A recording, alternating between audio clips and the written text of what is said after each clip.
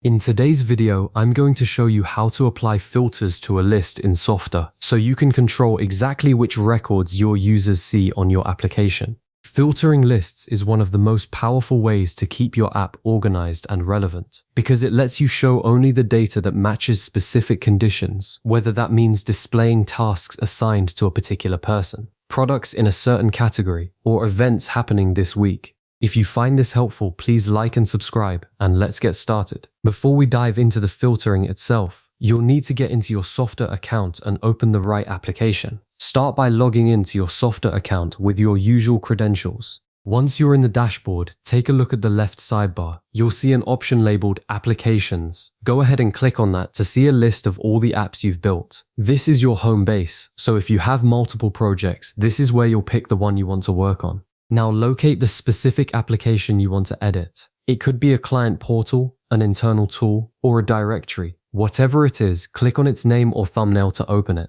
Once the application loads in the builder, you'll be looking at the main editor view. On the left sidebar again, find the tab that says Pages. Click that and you'll see a list of all the pages within your application. Open the page that contains the list block you want to filter.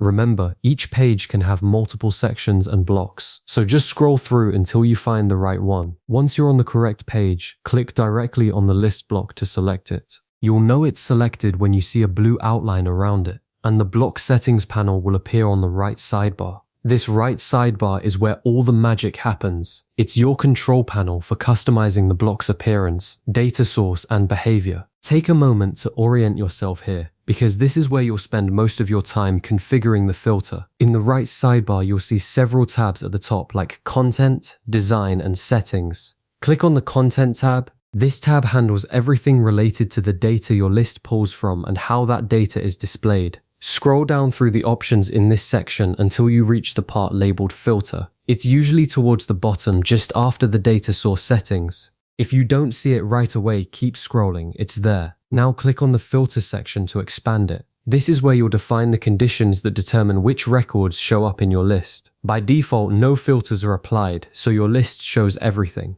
To add your first filter condition, click the Add Filter button or the plus icon. You'll be presented with three key components to configure: the field, the comparison operator, and the value. Let's break that down.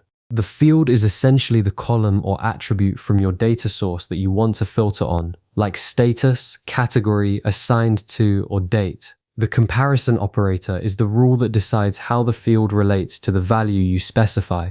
Common operators include equals, does not equal, contains, greater than, less than, and is empty. Choose the one that makes sense for what you're trying to achieve. Then in the value field, you'll enter the specific criteria that records must match. For example, if you're filtering by status and you only want to see complete, you'd set the field to status, the operator to equals, and the value to complete. Once you've set that, only records with the status of complete will appear in your list. But what if you need more than one condition? Softr lets you combine multiple filter rules to really narrow things down.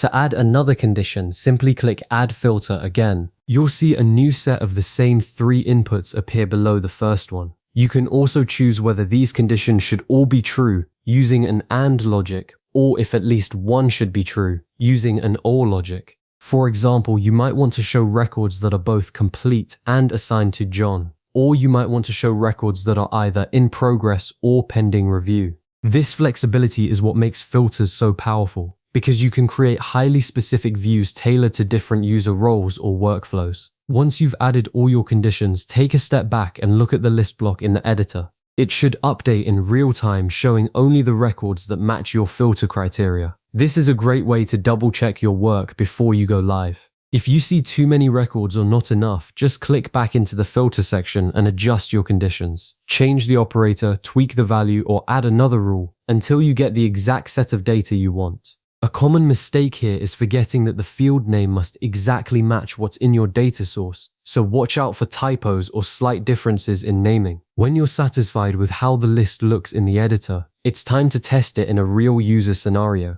Click the Preview button, usually found at the top right of the builder. This will open your application in a new tab or in a preview mode, showing you exactly what your visitors will see. Interact with the list, scroll through it, maybe even try applying other filters if your app has user-facing filter controls. This step is crucial because sometimes things behave differently in preview than in the editor due to user permissions or dynamic data. If everything looks good, you're ready to publish. If not, head back to the editor, make your adjustments, and preview again. Before you finish, here are a few tips to keep in mind. Use filters to show only the most relevant records on each page. For example, on a client dashboard, filter tasks to show only that client's tasks. Combine multiple conditions when you need precise results, like filtering by department and by role. Always review your filtered list in the editor to verify the correct data is displayed, and always preview after applying filters to ensure everything works as expected for your users. You've now successfully filtered a list in Softr, giving your app that polished, purpose-driven feel that users love.